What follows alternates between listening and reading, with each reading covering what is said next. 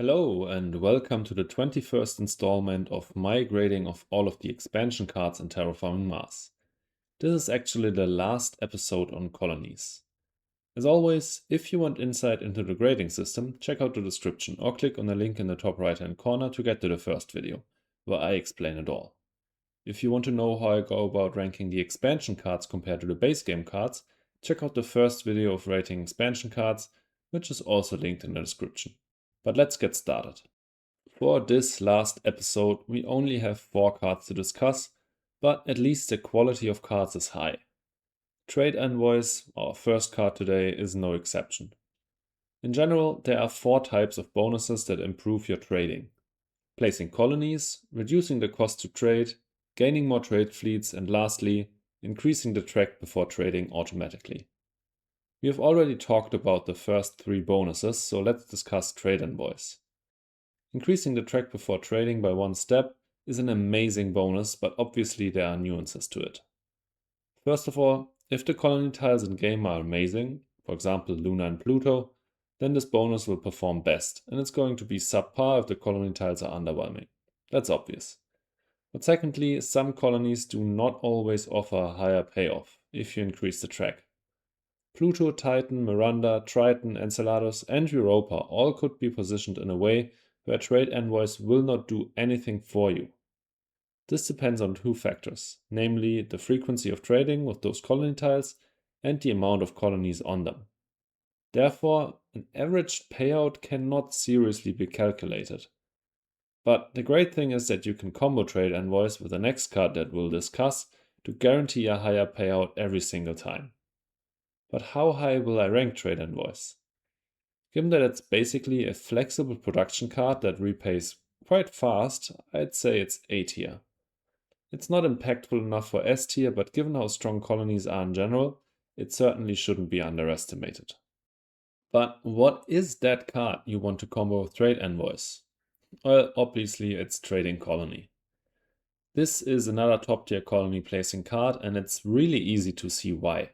It includes the placement of a colony, which is worth 12 plus 3 MC based on interplanetary colony ship's price, and the effect of Trade Envoys, which is worth 6 plus 3 MC.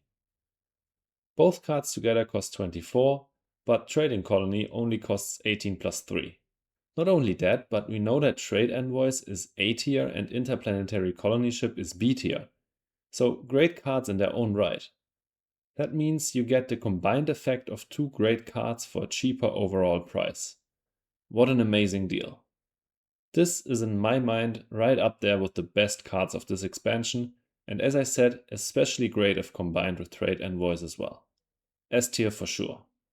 The worst card of today's episode is Urban Decomposers. I think we have to compare it to Archibacteria, which I believe is the card it shares the most similarities with. Obviously, the price, the tech, and the fact that it grants a plant prot. The only differences are the requirements and the microbes Urban Decomposers provides. Archi has a max requirement, meaning you can play it immediately at the start of the game, which is generally when you want to play production cards.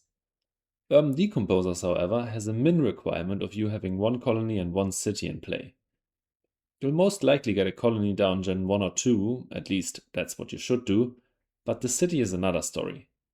Cities often do not play a huge role in the early game, especially when playing with colonies, an expansion that only introduces 1 new, admittedly great city card and has more of a spaced focus. This means Urban Decomposers is often only playable in the mid to late game when its plant prot is already significantly less valuable. At the same time, this is when you will have a higher chance of having played a better microbe card, a strategy which generally benefits from colonies being introduced to the game. In total, Urban Decomposers is a marginally useful card, in my opinion right on the edge between C and D tier. I think I'll place it in high D tier. But in true Colonies fashion, we'll end this last episode with Warp Drive, a hilariously overpowered science combo card.